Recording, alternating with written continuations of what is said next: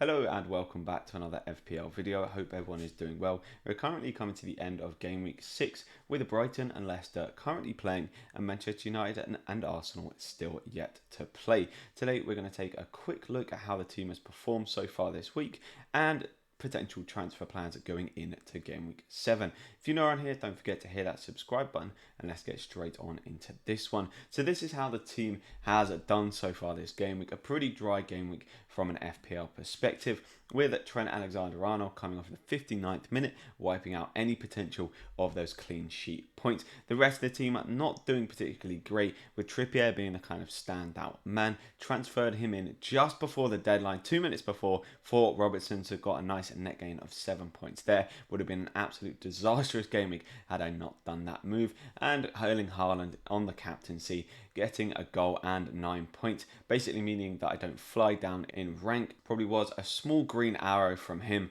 but nothing too major. So who is on the chopping block for this game week? Pedro Neto is one that I'm looking to get rid of. Played him pretty much every game week from game week 1, and he's not got a single attacking return. Trent and Salah definitely looking at taking those guys out as well. Not looking particularly great, and it just does bode the question with Trent. Is he going to continue to get subbed off, or for 7.5 million, is he really worth that price? And then for Salah, I mean, it just wasn't that convincing of a performance, and can the money be utilised better elsewhere? In terms of Neto replacements, the first guy that I am taking a look at is Wilfried Zaha of Crystal Palace. Now, you do need 2 million in the bank to be able to go from Neto at 5.2 to Wilfried Zaha at 7.2 million. Wilfried Zaha playing quite well so far this season, getting 4 goals in 6 games. Currently sitting at 5th in terms of XG. Now, the fixtures for Zaha, they look okay. I like the fact that they've got the 2 home fixtures in the next 3. The actual fixtures themselves, Manchester United, Brighton and Chelsea, not the greatest, but if you kind of read into it a little bit with the history that Zaha has with Manchester United, he definitely likes scoring against them. And Crystal Palace and Brighton, quite big rivals, and I think that Zaha has his best goal scoring record against Brighton. Massive benefit for Zaha is that he is on penalties, and for within that price bracket for a player who has such good XG stats, like non-penalty wise, for him to be on penalties, great bonus as well. I'm talking of bonus points. Zaha, not the greatest when he does score. He will probably tend to only get the 7 or 8 points depending if Crystal Palace do get a clean sheet, but it is still good to have a player who is actually scoring the goals. But looking at a player who is good for bonus points, Pascal Gross for Brighton, a much more affordable player coming in at 6 million, only sitting 2 places behind Zaha in terms of XG, and for the value looks pretty good. Has arguably better fixtures as well, especially that Bournemouth away fixture, with Bournemouth not being the greatest defence so far this season, sitting at 2nd highest in terms of expected goals to be conceded. And then they have that Crystal Palace fixture at home, and then the Liverpool fixture, where Liverpool have not been playing too great this season, so you could not necessarily expect, but you could definitely make a case for Pascal Gross doing something in that game. Now, would I go Salah to Pascal Gross? It's a little bit of a stretch to go from a 13 million player to a 6 million player, but Gross has performed better than Salah so far this season, so you can definitely make an argument for doing so. In terms of actual Salah replacements, I'd be looking firstly at Kevin De Bruyne of Manchester City, getting an assist in the Villa game and picking himself up a couple of bonus points. De Bruyne has been looking pretty dangerous so far this season. Now, in terms of fixtures for Manchester City, it's hard to really argue that any fixture is a really, really tough fixture. You could definitely make an argument for Spurs being their toughest fixture of the season. Last season, Spurs did the double over them, and they just seem to have quite a hard time playing against Spurs at Manchester City. What I will say is that De Bruyne being 12.2 million, if Salah does, pop back up and show the form that he has done in previous seasons, then it's quite easy to kind of get him back in. You only need to find that kind of 0.81 million, whereas if you drop him down to like a Pascal Gross or a Wilfried Zaha, you're really kind of scrambling about trying to get that money from somewhere. So I think De Bruyne is currently my number 1 Salah replacement.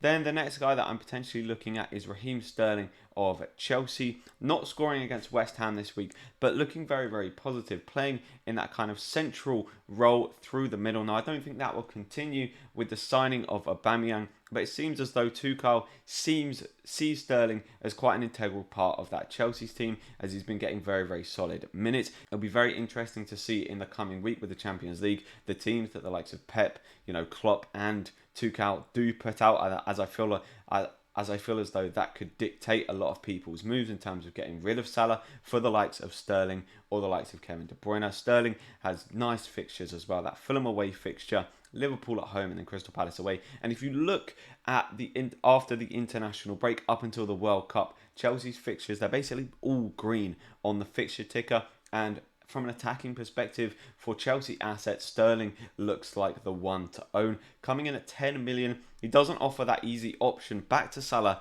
that De Bruyne does, but he does give you that 3 million to kind of free up a potential third attacker. A lot of people still own a 4.5 million attacker, so freeing up that 3 million to give you the likes of Tony or Mitrovic could be absolutely massive.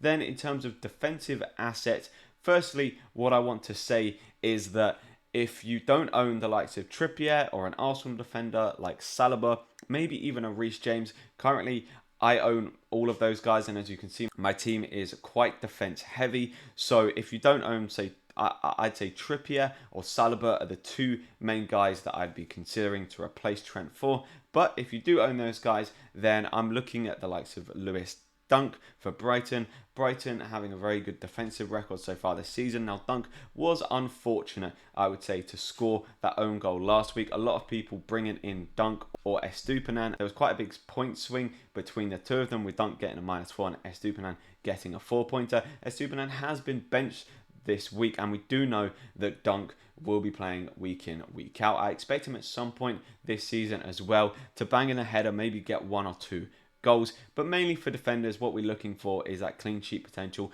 and also the bonus point potential. And when Brighton have been keeping clean sheets, Dunk is well and truly up there in terms of bonus points. As we discussed with Gross, Brighton's fixtures are looking reasonably decent, with that Bournemouth away fixture, a fixture that you would expect Dunk to pick up a clean sheet for, and his price being at 4.6 million. If you're dropping Trent to him, it does free up that money, as mentioned, to potentially get that third striker. Now, the next option I am looking at is Nathaniel Collins of Wolves. Now, as you can see here, their fixtures aren't great in the next two, so I'd potentially hold Trent for this game week, but definitely one to consider. He's currently sitting 4th highest in terms of points from defenders. Wolves have currently kept 3 clean sheets out of 7, which is a pretty decent record, but the good thing about that for Collins is that he has picked up 6 bonus points within those 3 clean sheets, which is, effectively 2 assists,